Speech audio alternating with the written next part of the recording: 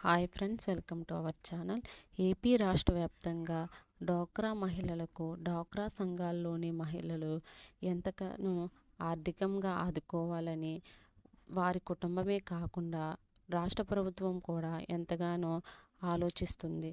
2019 ఎన్నికల ముందు పసుపు కుంకుమ పేరుతో 10,000 రూపాయలు ఆర్థిక సాయం చేసిన నేత చంద్రబాబు నాయుడు.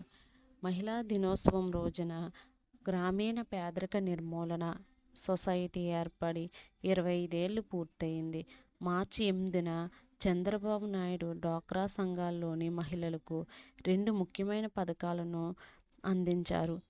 2,00,000 రూపాయల వరకు పావలా వడ్డీ రుణం ఇవ్వనున్నారు.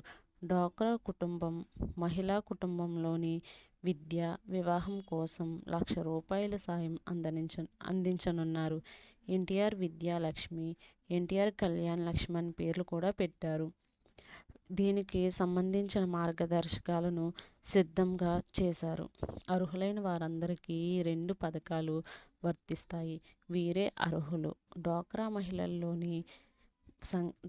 మహిళా సంఘాల్లోని సభ్యురాలు, 6 నెలల క్రితం నమోదైన వారు ఈ 2 పథకాలు అర్హులు. అంతేకాకుండా ఎక్కువ కాలం నుంచి సభ్యత్వం ప్రాధాన్యత ఇస్తున్నారు. బయోమెట్రిక్ ఆధారంగా ఈ 2 పథకాలు అమలు చేస్తున్నారు. మహిళా దినోత్సవం సందర్భంగా ఈ 2 పథకాలను చంద్రబాబు చేతుల మీదుగా ప్రారంభించారు. నిజానికి గత ఏడాది అక్టోబర్ నెలలో ఈ 2 పథకాలు అమలులోకి తీసుకురావాలనుకున్నారు.